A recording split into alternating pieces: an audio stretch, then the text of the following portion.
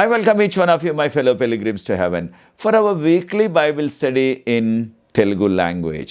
This is the second Sabbath school lesson study in Telugu language. Now I will switch over to Telugu language. ప్రియ సోదరి సోదరులారా, మిమ్మల్ని అందరినీ కూడా మన వారపు బైబిల్ పఠనానికి ఆహ్వానిస్తున్నాను. ఇది రెండవ సబ్బాతు బడి పాఠం. మనకి ఇవ్వబడిన ఇంగ్లీష్ టైటిల్ ఏమిటంటే నోయింగ్ గాడ్, అనగా దేవుని తెలుసుకొనుట. దేవుని తెలుసుకొనుట.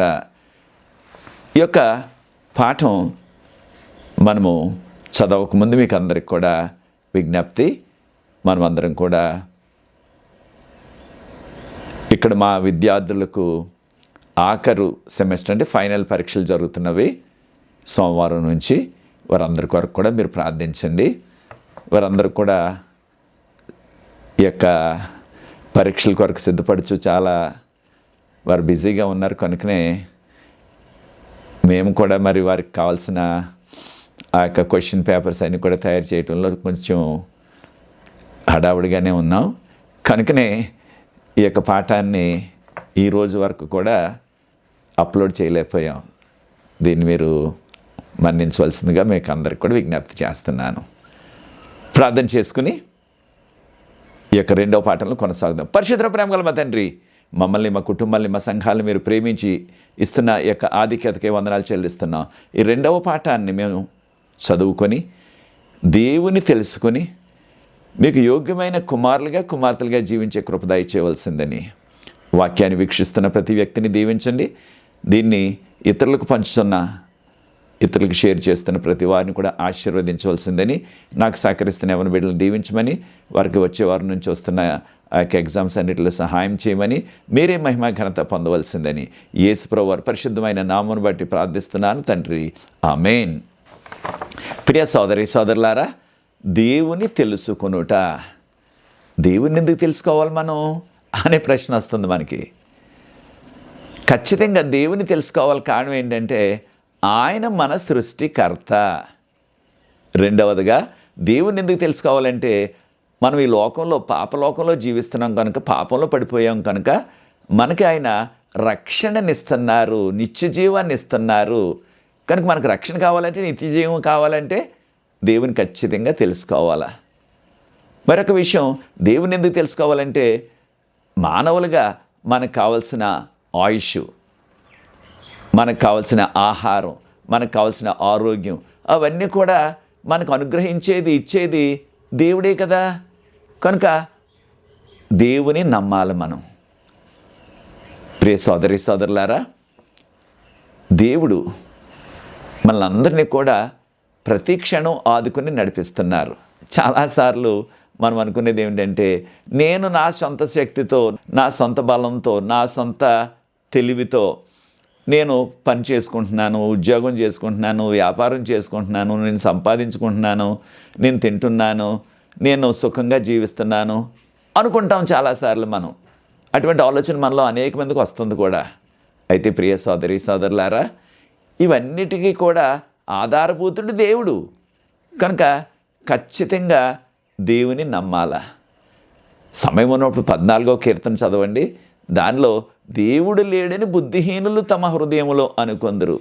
ఈ లోకంలో చాలామంది దేవుడు లేడని వాదించేవారు చాలామంది ఉంటున్నారు. వారిని మనం మన భాషలో నాస్తికులు అంటాం, ఇంగ్లీష్లో ఎథియిస్ట్ అంటాం. కొంతమంది దేవుడు ఉన్నాడా అని ప్రశ్నించేవారు కూడా ఉంటున్నారు. అయితే వారిని మనము ఏమంటున్నామంటే ఎగ్నాస్టిక్స్ అంటున్నారు ఇంగ్లీష్లో. అంటే దేవుడు ఉన్నాడా లేదా అని వారికి అనుమానం.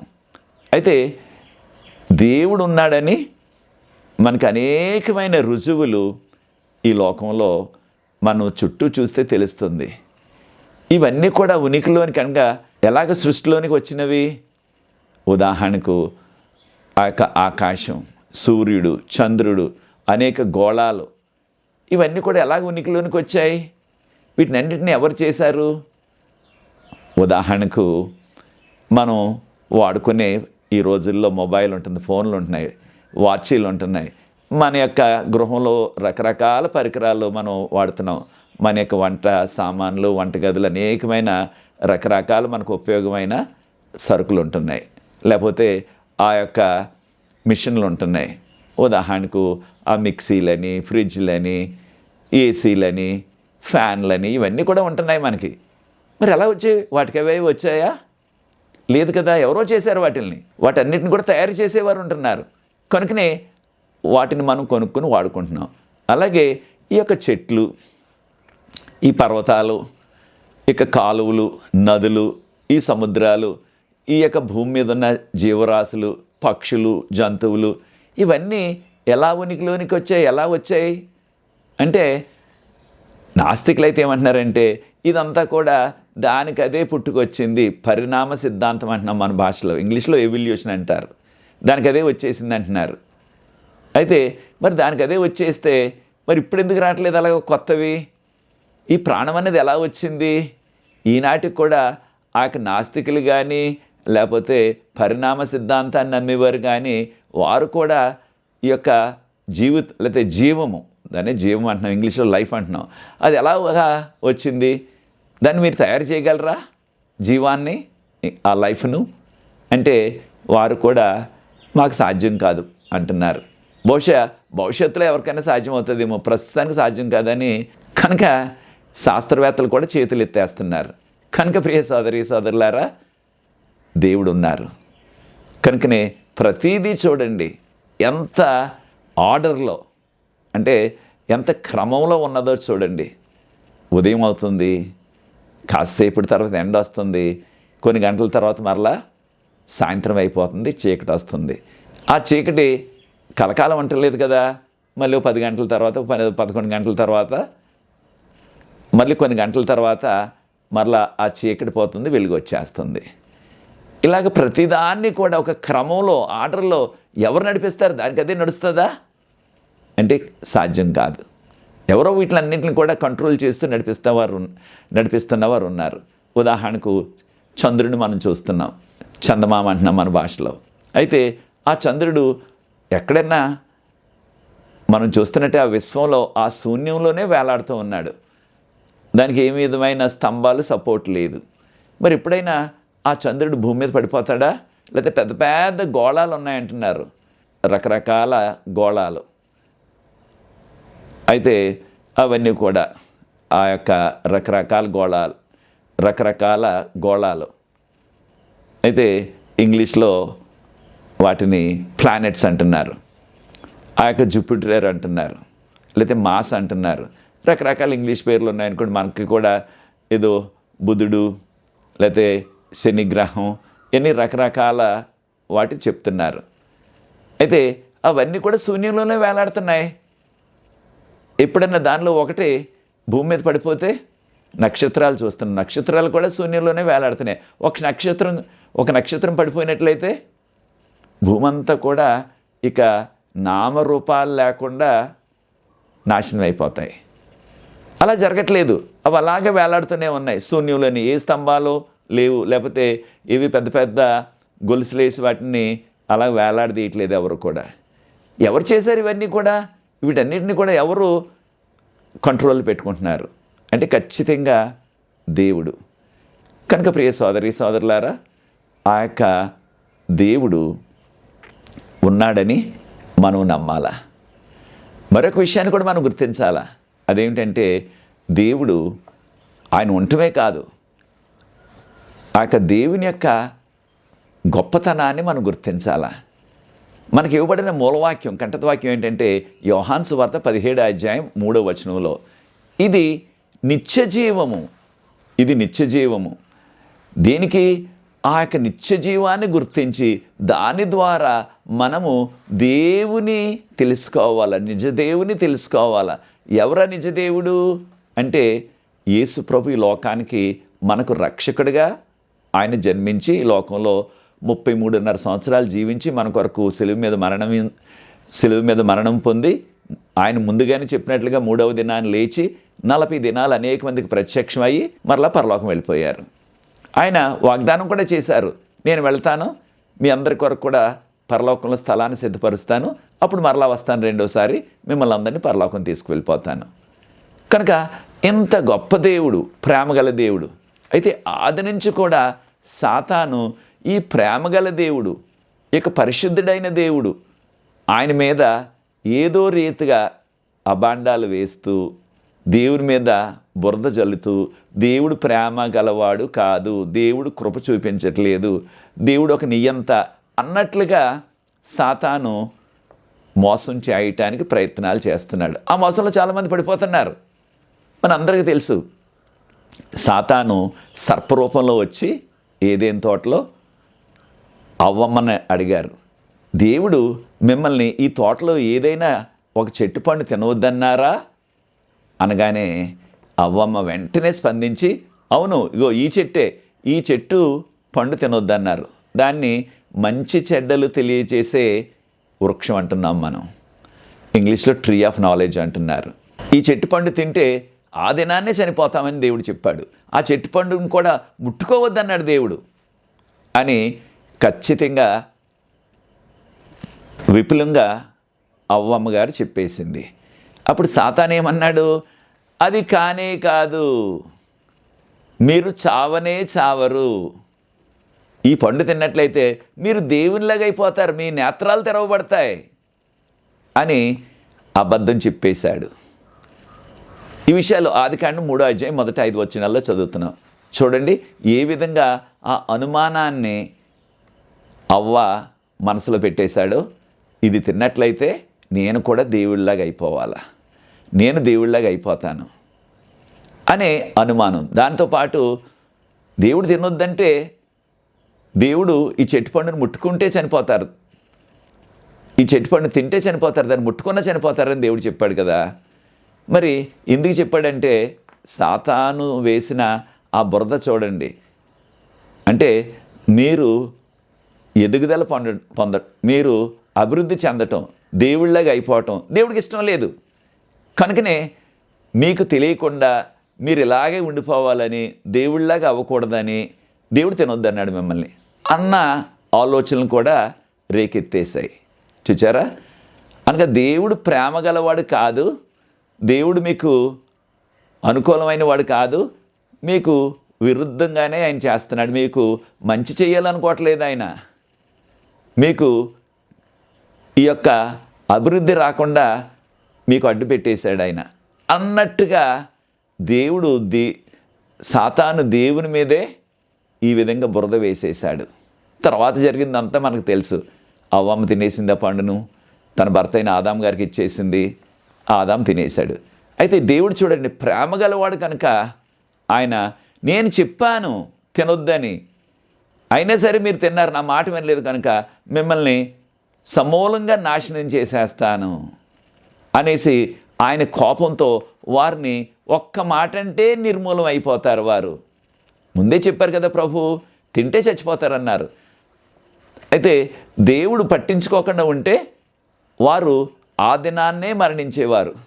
కానీ దేవుడు చేసిన ఆ గొప్పతనం చూడండి, ఏం చేశారు ఆయన మీ కొరకు నేను ఒక దినాన్ని మరణిస్తాను అనగా ఒక రక్షణ ప్రణాళిక, రక్షణ పథకాన్ని ఆయన వారికి అనుగ్రహించారు. నేను మరణిస్తాను మీకు బదులుగా, కాను తప్పు చేసిన ప్రతివారు, పాపం చేసిన ప్రతివారు మరణించాలా, అయితే మీకు బదులుగా నేను మరణిస్తాను ఒక దినాన్న అని వాగ్దానం చేశారు. ఆ విషయాన్ని ఆదికాండం 3వ అధ్యాయం 15వ వచనంలో మనం గమనిస్తున్నాం. కనుక ఆది నుండి కూడా సాతాను దేవుడు మీద అనేక రీతుల్లో దుష్ప్రచారాన్ని చేస్తున్నాడు. ఈ ఆధ్యాత్మిక సత్యాన్ని మనం కూడా నేర్చుకోవాలి. ప్రభువుని నమ్ముకున్న వారిగా, దేవుని బిడ్డలుగా మనం కూడా ఇతరుల పట్ల చెడ్డ విషయాలు చెప్తున్నామా, ఇతరుల మీద నిందలు వేస్తున్నామా, ఇతరుల మీద అబాండాలు వేస్తున్నామా, ఇతరులని మనం ఏదో రీతిగా వారిని తగ్గించేయాలని, వారికి ఉన్న పేరు ప్రఖ్యాతులు పాడు చేసేయాలని ఏదో రీతిగా వారి మీద నిందలు వేస్తున్నామా, లేనివి కూడా సృష్టించి చెప్తున్నామా? చాలాసార్లు ఇతరులు మనకి చేయనివి కూడా మనం ఊహించుకుని ఇలాగన్నారు, అలాగన్నారు, ఇలా చేసేస్తారు, వాళ్ళు అలా చేసేస్తారు అన్నట్లుగా ఇతరుల మీద మనం ఎంతో అనుమానపడతాం, నిందలు వేస్తాం. అయితే దేవుడు వారిని వెంటనే నిర్మూలన చేసేయచ్చు, అనగా చంపేయచ్చు వాళ్ళని. దేవుడు ఇంకా ఆయన పట్టించుకోకుండా ఉంటే నేను మీ కొరకు చనిపోతానని వాగ్దానం చేయకపోతే వారు చనిపోయేవారే వెంటనే ఆ దినాన. ఆయన వాగ్దానం చేశారు కనుక ఆదాము 930 సంవత్సరాలు జీవించాడు తర్వాత. అయితే ప్రియ సోదరి సోదరులారా, ఈ విషయాన్ని మనం గుర్తించి దేవుడు ఎలాంటి వాడైనా ఆయన పరిశుద్ధుడు.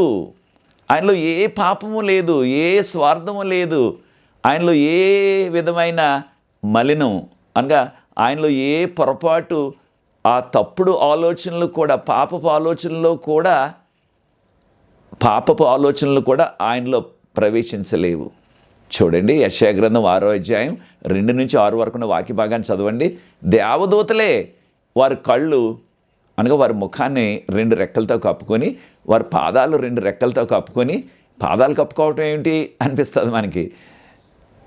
అయితే పూర్వకాలంలో ఎవరైనా సరే ఒక రాజు దగ్గరికి వెళ్ళాలంటే వారు పాదాలను రాజుగారికి చూపించకూడదు. అంటే పాదాలు చాలా తక్కువగా ఉన్నవన్నమాట. చాలాసార్లు ఏదైనా చేయరాంది చేస్తే కొంతమంది ఏం చేస్తారు, వారు పాదాలు పట్టుకుంటారు క్షమించమని, అంటే ఇంకెంతో తగ్గించుకున్నట్లుగా. కనుక వారు పాదాలు చూపించకుండా వాటిని కూడా రెక్కలతో కప్పుకొని ఏమంటున్నారు చూడండి, పరిశుద్ధుడు పరిశుద్ధుడు పరిశుద్ధుడు అని స్తుతిస్తున్నారు. 3 సార్లు అంటున్నారు.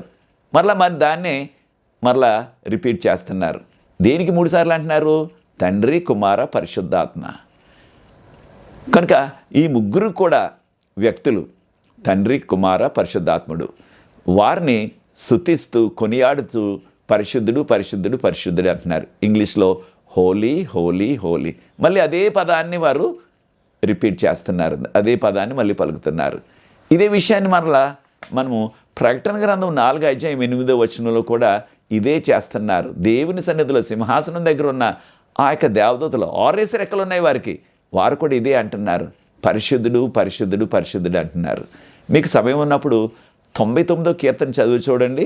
దానిలో కూడా ఇది దేవుడు పరిశుద్ధుడు, ఆయన మీరు స్తుతించాల కొనియాడాలని రాసిన పాట అన్నమాట. కీర్తనకారుడు రాసిన పాట 99వ కీర్తన. మరొక విషయాన్ని కూడా మనం గమనిద్దాం. లేవీకాండం 19వ అధ్యాయం 2వ వచనం. లేవీకాండం 19వ అధ్యాయం 2వ వచనం మనం గమనించినట్లయితే దానిలో దేవుడు పరిశుద్ధుడు కనుక మీరు కూడా పరిశుద్ధులై ఉండుడి అనగా. ప్రియ సోదరి సోదరులారా, మనము ఆ దేవుని యొక్క పరిశుద్ధతను గమనించి ఆయన నమ్ముకున్న వారుగా మనం కూడా పరిశుద్ధంగా జీవించాలా. పరిశుద్ధంగా జీవించడం అంటే చక్కని సబ్బుతో స్నానం చేస్తే సరిపోదు.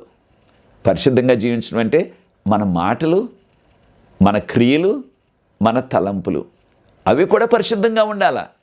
చాలాసార్లు మన యొక్క క్రియలు ఎంతో పాపంతో నిండిన క్రియలు చేస్తున్నాం. అనేక సార్లు మన ఆలోచనలు కూడా పాపపు ఆలోచనలు, ఎక్కువసార్లు పాపపు ఆలోచనలే వస్తున్నాయి. పరిశుద్ధమైన ఆలోచనలు మనకు ఉండడం లేదు. దేవుని గురించి ధ్యానిస్తూ బైబిల్ గ్రంథం చదువుతున్నప్పటికీ కాసేపటికి మరలా కొన్ని క్షణాల్లోనే, ఏదో ఒక అరగంట గంట తర్వాత కాదు, కొన్ని క్షణాల్లోనే, కొన్ని సెకండ్స్లోనే ఆ యొక్క ఆలోచనలు ఎక్కడికో వెళ్ళిపోతున్నాయి. ఆ ఆలోచనలు అలాగా ఊరంతా తిరిగి వస్తున్నాయి, లేదా లోకమంతా తిరిగి వస్తున్నాయి ఆలోచనలు. బైబిల్ గ్రంథం చేతిలోనే ఉంది, మన కళ్ళు ఏమో బైబిల్ గ్రంథంలోనే వాక్యాలు చదువుతున్నాయి, కానీ ఆయన మీద మనం మనసుంచి ధ్యానించలేకపోతున్నాం. అంటే కాన్సన్ట్రేషన్ లేదంటాం మనం. ఈ విధంగా జరుగుతుంది. కనుక ప్రియ సోదరి సోదరులారా, మనం పరిశుద్ధంగా జీవించాలి. కారణం ఆయన పరిశుద్ధుడు. ఆయన నమ్ముకున్న మనం ఆయన కుమారులుగా కుమార్తెలుగా పరిశుద్ధంగా జీవించాలా. కనుక మనం దేవుని తెలుసుకోవటం, ఆయన మనల్ని సృష్టించారు కనుక ఆయన మనం తెలుసుకోవాలా. ఆయన మన రక్షకుడు కనుక ఆయన్ని మనం తెలుసుకోవాలా. ఆయన మన యొక్క పోషకుడు కనుక ఆయన గురించి మనం తెలుసుకోవాలా. మరొక విషయం ఏంటంటే దేవుడు ప్రేమై ఉన్నాడు. ఈ విషయాన్ని మనం 1 యోహాను పత్రిక 4వ అధ్యాయం 8వ వచనం. దేవుడు ప్రేమై ఉన్నాడు. ఎంత గొప్ప దేవుడో చూడండి ప్రియ సోదరి సోదరులారా. ఆయన ప్రేమ కలవాడు కనుకనే ఆదామవ్వ దేవుడు చెప్పిన పని, మీరు చెయ్యొద్దు అని చెప్పిన పనిని కూడా వారు చేసినప్పటికీ, ఆయనకు వ్యతిరేకంగా వారు చేసినప్పటికీ, చేయొద్దని పని చేయటం అంటే ఆయనకు లోపట్టలేదు, వాళ్ళు విధేయులుగా లేరు, అయినప్పటికీ వారిని శపించలేదు. ఆయన వారిని క్షమించారు. ఎంత ప్రేమగల దేవుడో చూడండి. కనుకనే మనందరికీ బాగా తెలిసిన వాక్యం యోహాను సువార్త 3:16 దేవుడు లోకముని ఎంతో ప్రేమించెను కనుక ఆయన తన అద్వితీయ కుమారుడు అనగా యేసు ప్రభువును ఈ లోకానికి పంపించారు. దేనికి? ఎవరైతే ఆయన్ని నమ్ముకుంటారో వారు నశింపక నిత్య జీవం పొందుతారు. కనుక దేవుడు ఒక నియంత కాదు. ఉదాహరణకు అనేక మంది నియంతలు ఈ లోకంలో జీవించారు. అలెగ్జాండర్ ద గ్రేట్ అంటున్నాం, లేకపోతే ఆ యొక్క హిట్లర్ అంటున్నాం. రకరకాల నియంతలు జీవించారు. వారి గురించి చరిత్రలో చదువుతున్నాం. నియంతలు వారికి నచ్చంది ఎవరైనా సరే ఒక మాట చెప్పారంటే, ఆ నియంతకు నచ్చని పనిని ఎవరైనా చేశారంటే వెంటనే వారిని చంపేసేవారు. అయితే దేవుడు అలాంటి నియంత కాదు.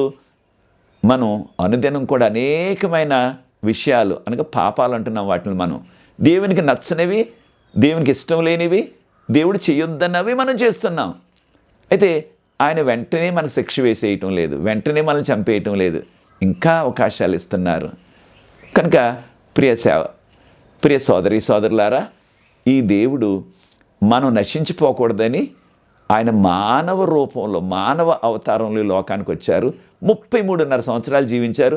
ఎంతో ఘోరమైన శిలువ శిక్ష, అన్నిటికంటే ఘోరమైన మరణ శిక్ష. ఈ లోకంలో పాపలోకంలో రకరకాల ప్రభుత్వాలు మరణ శిక్షలు ప్రారంభించారు. ఉదాహరణకు పూర్వకాలంలో నెబుకద్నెజరు గారి కాలంలో ఆ యొక్క బబులోనీయులు ఎవరైనా చంపేయాలంటే ఘోరంగా వారిని అగ్నిగుండంలో వేసేసేవారు. మనకు తెలుసు ఆ విషయం. అలాగే రోమీలు కూడా, అంటే రోమ ప్రభుత్వం కూడా ఎవరినైనా ఘోరంగా చంపేయాలంటే ఎక్కువ తప్పులు చేసిన వారిని, ఒక నేరస్తుడిని కాగే నూనెలో వేసేసేవారు. అలాగే ప్రకటన గ్రంథం రాసిన యోహాను గారిని కూడా వేసేశారు. దేవుడు ఆయన్ని రక్షించారు. అయితే ఈనాటి కాలంలో ఉరి తీసేస్తున్నారు. ఇంకా కొన్ని పాశ్చాత్య దేశాలు అయితే ఒక కుర్చీకి కరెంటు పెట్టేస్తారు. ఆ యొక్క నేరస్తుని కుర్చీ మీద పెట్టి ఆ కరెంటు, ఆ యొక్క బటను అని, కరెంట్ అంటే దాన్ని విద్యుత్ శక్తి అంటున్నాం కదా మన భాషలో, ఇంగ్లీష్లో ఎలక్ట్రిసిటీ. అయితే దాన్ని ఆ యొక్క స్విచ్కి పెట్టేసి ఆ యొక్క స్విచ్ ఆన్ చేసేస్తున్నారు. అయితే ఈ యొక్క కుర్చీ, అది ఇనుప కుర్చీ అన్నమాట, దానిలోకి కరెంట్ ప్రసరించి వెంటనే షాక్ కొట్టి చనిపోతున్నాడు. అనగా రకరకాల మరణశిక్షలు. అయితే ఘోరమైన మరణశిక్ష ఆ యొక్క శిలువ మరణం. దాన్ని కూడా రోమీలే ప్రారంభించారు. అయితే చూడండి, ప్రభువారు అంత ఘోరంగా ఆయన సిలువేసేస్తూ, ఆయన మీద ఉమ్ములేసేస్తూ, ఆయన్ని దుర్భాషలాడుతూ, ఆయన కొట్టుచు, ఆయన్ని మేకులతో ఆయన కాళ్ళు చేతులు కొట్టేసి ఆ సిలువ మీదకి వేలాడేస్తుంటే, ఆయన్ని సిలువ మీద వేలాడుచు ఈవెన్ ప్రార్థన చేశారు, తండ్రి వీరు ఏమి చేయుచున్నారో వీరికి తెలియదు, వీరిని క్షమించండి అని ప్రార్థించారు ప్రభువారు. ఎంత ప్రేమగల దేవుడో చూడండి. ఈ విషయాన్ని లోకసువార్త 23:34 చదువుతున్నాం. తండ్రి వీరిని క్షమించండి. ఆయన ఒక్క మాట శపించినట్లయితే ఈ నన్ను సిలువ వేస్తున్న వారందరినీ కూడా ఆ సింహాలు వచ్చి తినేయునుగాక. అంటే సింహాలు ఎక్కడి నుంచో అడవిలోంచి వచ్చేసి వారందరినీ కూడా మొక్కల కింద చీల్చుకొని తినేసిను. లేకపోయినట్లయితే వీరందరూ కూడా ఇక్కడే పడి చచ్చిపోవాలా. అక్కడికక్కడ దుర్మార్గులందరూ కూడా ఆయన సిలువేస్తున్నవారు పడి చచ్చిపోదురు. లేకపోయినట్లయితే వీరందరి మీద కూడా పెద్ద పెద్ద వడగళ్ళు పడిపోనుగాక. వారందరూ చనిపోవాలంటే పెద్ద పెద్ద వడగళ్ళు వాడి మీద పడిపోయి చనిపోను. ఆయన ఏదంటే అది జరిగిపోను. వీరందరూ మరణించాలంటే వారందరూ కూడా అక్కడికక్కడ పడిపోయి వారందరూ అక్కడికక్కడ పడి చనిపోదురు. కానీ ఆయన శపించలేదు. కారణం ఆయన ప్రేమాస్వరూపి. కనుకనే తండ్రి వీరు ఏం చేస్తున్నారో వీరికి తెలియదు, వీరిని క్షమించండి ప్రభువా అని ప్రార్థించారు. కనుక ప్రియ సోదరి సోదరులారా, ఆయన ప్రేమను గుర్తించి మనం ఒక్కరు కూడా నశించిపోవటం ఆయనకి ఇష్టం లేదు కనుక ఈ లోకానికి వచ్చారు. మనం లోకసువార్త 19:10 చదువుతున్నాం. నశించిన దానిని వెదకి రక్షించుటకు మనుష్య కుమారుడు ఈ లోకమునకు వచ్చాను అనగా, తప్పిపోయిన గొర్రెను వెతకటానికి ఆ యొక్క గొర్రెల కాపరి వెళ్ళినట్లుగా లోక 15 అధ్యాయంలో మనం చదువుతున్నది ఒక ఉపమానం మాత్రమే. తప్పిపోయిన గొర్రె అంటే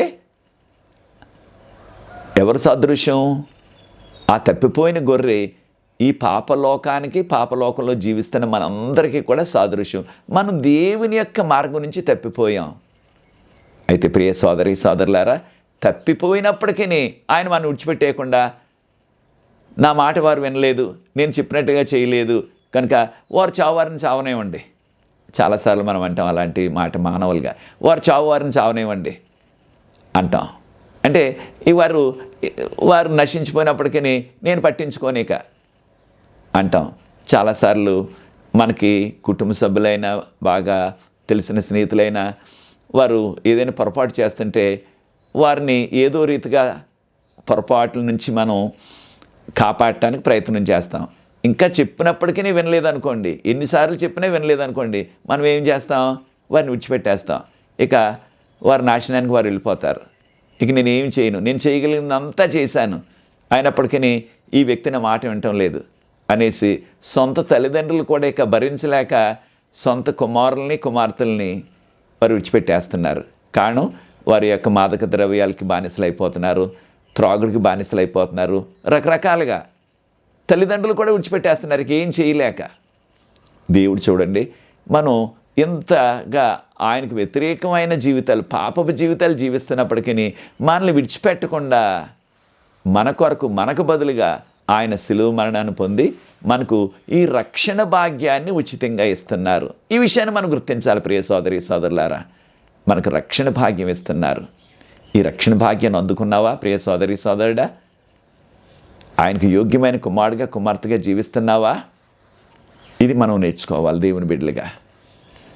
మరొకటి మనం వివరంగా తెలుసుకోవాల్సింది, ఆయన సృష్టికర్త. ఎలా చేశారు? ఆదాముని మట్టి నుంచి చేశారు. అనగా మానవుడు మట్టి. ఈ పరిణామ సిద్ధాంతం ఏమో ఎవల్యూషన్ అంటున్నాం కదా ఇంగ్లీష్లో, కోతి నుంచి వచ్చాడు మానవుడు అంటున్నారు. మరి కోతి ఎలా వచ్చింది? లేకపోతే వారు అనేది ఏంటంటే ఏదో ఆదిలో అమీబా అంటున్నారు ఇంగ్లీష్లో. అంటే చిన్న ఏక కణజీవి ఉండేది, దాని ద్వారా అది డెవలప్ అవ్వుకుంటూ, అది అభివృద్ధి చెందుకుంటూ కొన్ని వేలు, లక్షలు అయితే కోట్ల సంవత్సరాలకి ఈ రీతిగా మానవులు తయారయ్యారు అన్నట్టుగా చెప్తున్నారు వాళ్ళు. అయితే వారు నమ్మేది ఏంటంటే ఈ మానవుల నుంచి ఇంకా ఏదో ఒక రోజున భవిష్యత్తులో ఇక సూపర్ మ్యాన్ అంటున్నారు, అంటే దేవుళ్ళలాగా లేకపోతే దూతల్లాగా ఉండేవాళ్ళు పుట్టుకొస్తారన్నట్టుగా వారు చెప్తున్నారు. నానాటికి మానవులు ఎంతో ఘోరమైన పరిస్థితి, మానవత్వం అన్నది చాలామందిలో చచ్చిపోతుంది. మానవులుగా కాదు, వారు ఒక మృగాల్లాగా వారు ప్రవర్తన చేస్తున్నారు, వారు చేసే పనులు. అయితే ప్రియ సోదరి సోదరులారా, దేవుడు చూడండి, ఆయన ప్రేమ గలవాడు. ఎలా చేశారు? ఆయన స్వరూపంలో, ఆయన పోలిక చొప్పున. ఆదికాండం 1వ అధ్యాయం 26వ వచనంలో, మన పోలిక చొప్పున, మన స్వరూపంలో నరుని చేయదము. వారు ఏదో ఒక జంతు రూపంలో చేయొచ్చు. అయితే ఆయన స్వరూపం, ఆయన పోలిక అనగా మనం దేవుళ్ళు కాదు, మానవులుగా. మానవులకి దేవునికి ఎంతో తారతమ్యం ఉంది, ఎంతో తేడా ఉంది. కానీ దేవుళ్ళో ఉన్న కొన్ని లక్షణాలు అనగా మనకు కూడా విచక్షణ జ్ఞానం ప్రవహించారు. మనకి కూడా ఇతరుల్ని ప్రేమించడం, ఇతరుల్ని క్షమించడం, ఇతరులకి మనం వారికి కృప చూపించడం, ఇలాంటివన్నీ కూడా మానవుల్లో మనం చూస్తున్నాం. కనుక ప్రియ సోదరి సోదరులారా, ఇవన్నీ కూడా దేవుని లక్షణాలు. కనుకనే దేవుడు ఆయన స్వరూపంలో మనల్ని చేశారు. అయితే ప్రియ సోదరి సోదరులారా, ఈ విషయాన్ని కూడా మనం గుర్తించాలి. ఆయన స్వరూపం, ఆయన పోలిక. అయితే పాపం తర్వాత, అనగా పాపం ఈ లోకంలో ప్రవేశించిన తర్వాత ఆ యొక్క దేవుని స్వరూపం లేకపోతే దేవుని పోలిక. ప్రియ సోదరి సోదరులారా, దేవుడు ఎంత ప్రేమ గలవాడో గమనిస్తున్నాం కదా మనం. ఆయన ప్రేమ లేకపోయినట్లయితే ఒక్క క్షణం కూడా ఈ భూమి మీద మనం జీవించలేము. ఆయన ప్రేమను బట్టే మనం పాపలోకంలో ఉండి పాపం చేస్తున్నప్పటికీ ప్రతిదినం కూడా ఇంకా ఆయన ప్రేమ చూపిస్తున్నారు. ఎంత ప్రేమ!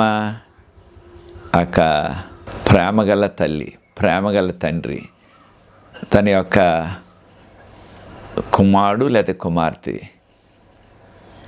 వాళ్ళ మాట వినకపోయినప్పటికీ, కొంతమంది వారికి మరణశిక్ష పడినప్పటికీ వారికి బదులుగా మేము మరణిస్తామని వెళ్ళిన మనకు కనిపిస్తున్నాయి ప్రపంచంలో కొన్ని చోట్ల.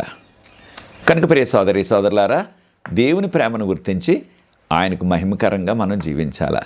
మరొక విషయం దేవుని తెలుసుకోవటంలో ఏమిటంటే ఆయన ఇమ్మాన్యుయేలు. ఆయనకున్న ఒక బిరుదు ఏంటంటే ఇమ్మాన్యుయేలు. అయితే ఇమ్మాన్యుయేల్ అంటే మనందరికీ తెలిసిన ఆ యొక్క పదం, ఆ యొక్క బిరుదు, దేవుడు మనకు తోడుగా ఉన్నారు, దేవుడు మనతో ఉన్నారు అని అర్థం. ఎక్కడ వాడబడ్డదంటే ఈ యొక్క బిరుదు యెషయా గ్రంథం 7వ అధ్యాయం 14వ వచనంలో, కన్యక గర్భము ధరించి కుమారుని కనును, అతనికి ఇమ్మాన్యుయేల్ అని పేరు పెట్టబడును. అనగా యేసు ప్రభుకున్న ఒక బిరుదు ఏంటంటే ఇమ్మాన్యుయేల్. ఆయన మనతో ఉండే దేవుడు. ఆయన ఎక్కడో పరలోకంలో సింహాసనాసీనుడు అయినప్పటికీ ఆయన సన్నిధి ఎప్పుడు మనతోనే ఉంటుంది. చాలామంది ఇతర మతాలు ఏం చేస్తున్నారు, ఆ యొక్క దేవుణ్ణి దర్శించుకోవటానికి చాలా దూరం వెళ్తున్నారు. కొన్ని రాష్ట్రాలు దాటి వెళ్తున్నారు ఆ దేవుణ్ణి దర్శించుకోవాలని. కొంతమంది అయితే పెద్ద పెద్ద పర్వతాలు ఎక్కి పర్వతం పైన ఉన్న ఆ దేవాలయం దగ్గరికి వెళ్ళిపోతున్నారు, వారికి ఇష్ట దేవత లేదా ఇష్టమైన దేవుణ్ణి పూజించుకోవటానికి. అయితే బైబిల్ గ్రంథం చెప్తున్న మన దేవుడు ఇమ్మాన్యుయేల్, ఆయన మనతోనే ఉంటారు. అయితే మనం ఆయన దగ్గరికి వెళ్ళక్కర్లేదు లేదు, ఆయనే మన దగ్గరికి వచ్చారు. పరలోకాన్ని విడిచి భూమి మీదకి వచ్చేసారు, మనతో జీవించారు, చనిపోయి ఆయన మరలా మన కొరకు సిలువ మీద మరణించి మరలా పరలోకం వెళ్ళిపోయినప్పటికీ ఆయన మనతోనే ఉంటున్నారు. కనుక ఆయన సన్నిధి ఎప్పుడు కూడా మనతో ఉన్నది. కనుక ఈ విషయాన్ని మనం గమనించి ఆయన మనతో ఉండే దేవుడు. మత్తయి సువార్త 28వ అధ్యాయం 20వ వచనంలో యేసుప్రభువు వారు ఇచ్చిన ఆ భరోసా చూడండి. నేను నిరంతరం మీతో ఉంటాను, యుగ సమాప్తి వరకు నేను మీతోనే ఉంటాను అని ప్రభువారు వాగ్దానం చేశారు. కనుక ఆయన మనతో ఉండే దేవుడు. ఒట్టి మనల్ని చూసి అయ్యో పాపం నీకు దెబ్బ తగిలిందా, నీకు కష్టాలు వచ్చాయా, నీకు నీవు ఆపదలో ఉన్నావా అని మన గురించి ఏదో కాస్త జాలిపడి మాత్రమే వెళ్ళిపోయే దేవుడు కాదు. మనకి ఆ కష్టంలో, ఆ శ్రమలో, ఆ ఇబ్బందిలో, ఆ అనారోగ్యంలో మనకి సహాయం చేసే దేవుడు, మనల్ని ఆదుకునే దేవుడు, మనల్ని విడిపించే దేవుడు. కనుక ప్రియ సోదరి సోదరుడా, ఇంత గొప్ప దేవుడు, మనతో ఉండే దేవుడు మనకి ఇంత భరోసా ఇస్తున్నారు. నా కుమారుడా, నా కుమార్తె, నన్ను నమ్ముకో, నీకు నిత్యజీవం ఇస్తానంటున్నారు ఆయన. కనుక బైబిల్ గ్రంథంలో చెప్తున్న ఈ యొక్క దేవుని మనం నమ్ముకున్నట్లయితే మనకు కలిగేది ఆ యొక్క గొప్ప నిత్యజీవం. యేసుప్రభువారు ఏమన్నారు, ఆయన నామమును తప్ప మరి ఏ నామమున కూడా ఈ లోకంలో మనకు రక్షణ లేదు. కనుక యేసుప్రభువారు జన్మించినప్పుడు దేవదూతలు ఏమన్నారు, ఇదిగో లోకమంతటికీ కలగబోయే ఆ యొక్క శుభవార్త, సంతోషకరమైన వార్త. దేవదూతలు అన్నారు గొర్రెల కాపరులతో, మీ కొరకు నేడు దావీదు పట్టణంలో రక్షకుడు జన్మించాడు. యేసుప్రభు మన రక్షకుడు, మన విమోచకుడు. ఆయన శిలువ త్యాగం ద్వారా, ఆయన మన కొరకు కార్చిన ఆ అమూల్యమైన రక్తం ద్వారా ఆయన మనకు బదులుగా మరణించి మనకి రక్షణ ఉచితంగా ఇస్తున్నారు. కనుకనే 1 పేతురు పత్రిక 1వ అధ్యాయం 18, 19 వచనాలు గమనించినట్లయితే బైబిల్ గ్రంథం ఈ విధంగా చెప్తుంది. ఏమని, ఆయన మనల్ని కొన్నది వెండితో కాదు, బంగారంతో కాదు, ఆయన అమూల్యమైన రక్తంతో మనల్ని కొన్నారు. కొనటమంటే మన కొరకు ఆయన ఆ యొక్క క్రయధనాన్ని చెల్లించారనమాట. అనగా మనకు శిక్ష పడుతుంది. దీనివల్ల పాపులకు, పాపం ద్వారా మనం చేస్తున్న పాపాలను బట్టి మనం శిక్ష పొందాలి. అయితే ఆ శిక్ష నుంచి విడిపింపబడాలంటే దానికి పాపక్షమాపణ లేకపోతే పాప పరిహారం డబ్బులతో రాదు. దానికి రక్త ప్రోక్షణ జరగాలని బైబిల్ గ్రంథం బోధిస్తుంది. హెబ్రీయులకు రాసిన పత్రిక 9:22 రక్త ప్రోక్షణ. అది పాపుల రక్తం కాదు సుమా, పాపుల రక్తంతో ప్రోక్షణ రాదనగా పాపాలు పశ్చాత్తాపడవు, పాపాలు క్షమించబడవు. అయితే జరిగేది ఏమిటంటే పరిశుద్ధిని రక్తం కనుక ఆ దేవుడే మన కొరకు వచ్చి సిలువ మీద మరణించి అమూల్యమైన రక్తాన్ని కార్చి ఆయన రక్త ప్రోక్షణ ద్వారా మనకి నిత్యజీవం కలుగుతుంది. ప్రకటన గ్రంథంలో 7:13-14 మనం చదివినట్లయితే దాంట్లో పరలోకంలో ఉన్న 24 పెద్దల్లో ఒక పెద్ద అడిగారు ప్రకటన గ్రంథం రాసిన యోహాను గారిని. ఆ దర్శనంలో యోహాను, ఎవరు వీరు తెల్లని వస్త్రాలు వేసుకున్నారు, దేవుని సింహాసనానికి దగ్గరగా నిలబడ్డారు, ఎవరు వీరు అని అడగగానే యోహాను గారు, అయ్యా నాకు జవాబు తెలియదండి, ఆ ప్రశ్నకు మీరే చెప్పండి అయ్యా అన్నాడు. ఆ ప్రశ్న అడిగిన ఆ 24 పెద్దల్లో ఒక పెద్ద జవాబు కూడా ఆయనే చెప్పారు. ఏమని? వీరు మహాశ్రమంలో నుంచి వచ్చారు ఈ భూమి మీద, అనగా భూమి మీద అనేక శ్రమలు అనుభవించారు దేవుని కొరకు యేసు ప్రభువుని నమ్ముకున్న గురించి. అటువంటి శ్రమకాలం ఈ కడవరకాల సమయంలో అటువంటి మహాశ్రమలు ఇక అతి త్వరలో భూలోకం అంతా కూడా ప్రారంభమయ్యే రోజులు వచ్చేస్తున్నాయి. అయితే అటువంటి శ్రమల్లో కూడా వారు గొర్రెపిల్ల రక్తంలో వారు వస్త్రాలు ఉతుక్కొని తెల్లగా చేసుకున్నారు. కనుకనే తెల్లని వస్త్రాలు అనగా రక్తంలో ఉతుక్కొని తెల్లగా చేసుకోవటం అంటే యేసుప్రభుని ఎవరైతే నమ్ముకుంటున్నారో వారికి తెల్లని వస్త్రం అనగా నీతి వస్త్రాన్ని ఆయన బహుకరిస్తున్నారు.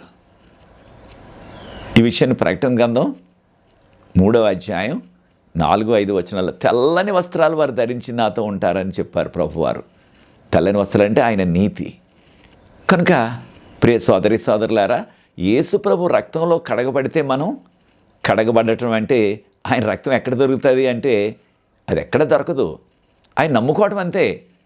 నా కొరకు యేసు ప్రభు సిలువ మీద మరణించారు నాకు బదులుగాని మనం నమ్మినట్లయితే, మన పాపాలు పశ్చాత్తాపడినట్లయితే ఆ పాపాలన్నీ కూడా ఆయన కడిగివేసి తుడిచివేసి క్షమించి తెల్లని వస్త్రాన్ని మనకి బహుకరిస్తారు.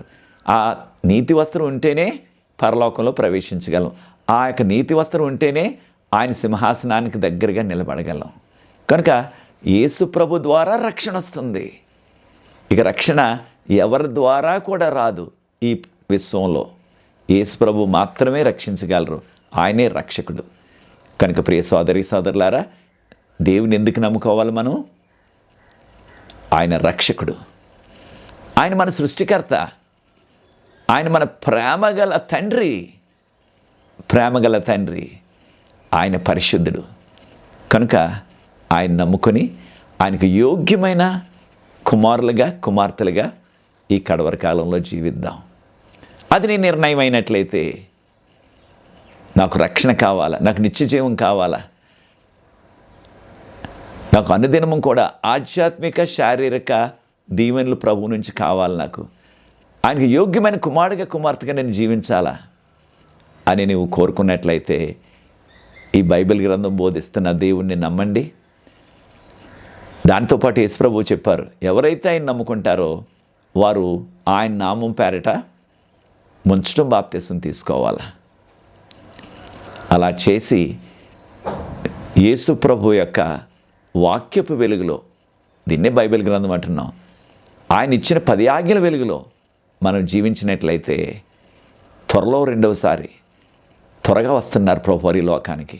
మనం ఊహించిన దానికంటే త్వరగా వస్తున్నారు. కనుకనే భయంకరమైన సంఘటనలు ఈ భూమి మీద జరుగుతున్నాయి.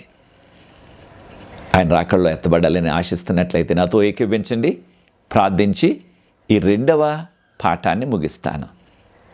ప్రార్థన. పరిశుద్ధ ప్రేమగల మా తండ్రి, మీకు స్తుతులు స్తోత్రాలు చెల్లిస్తున్నాము. మీరు నిజమైన దేవుడని తెలుసుకొని మిమ్మల్ని నమ్ముకొని మీ వాక్యపు వెలుగులో, మీ 10 ఆజ్ఞల వెలుగులో మీకు యోగ్యమైన కుమారులుగా కుమార్తెలుగా, మీకు యోగ్యమైన కుటుంబాలుగా ఈ కడవరి కాల చివరి దినాల్లో జీవించే కృపను మాకు అనుగ్రహించమని, ఈ వాక్యాన్ని ఎవరైతే వీక్షిస్తున్నారో, ఈ వాక్యాన్ని ఈ వీడియోని ఇతరులతో ఎవరైతే పంచుకుంటున్నారో వారందరినీ ప్రత్యేకంగా దీవించమని, నాకు సహకరిస్తున్న ఎవరి బిడ్డలను దీవించమని, మీ కృపతో మమ్మల్ని నింపమని, నాకు ఇచ్చిన ఈ దీన పరిచర్య కొరకై మీకు స్తుతులు చెల్లిస్తూ యేసు ప్రభువారి పరిశుద్ధమైన నామమును బట్టి ప్రార్థిస్తున్నాను తండ్రి. ఆమేన్. ప్రియ సోదరి సోదరులారా, ప్రభు మిమ్మల్ని ప్రత్యేకంగా దీవించుగాక. దేవుని చిత్తమైనట్లయితే వచ్చే పాఠంలో, 3వ పాఠంలో మరలా కలుసుకుందాం. అంతవరకు ప్రభు కృప, ఆయన శాంతి, సమాధానం మనందరికీ మెండుగా కలుగునుగాక. ఆమేన్. God bless you.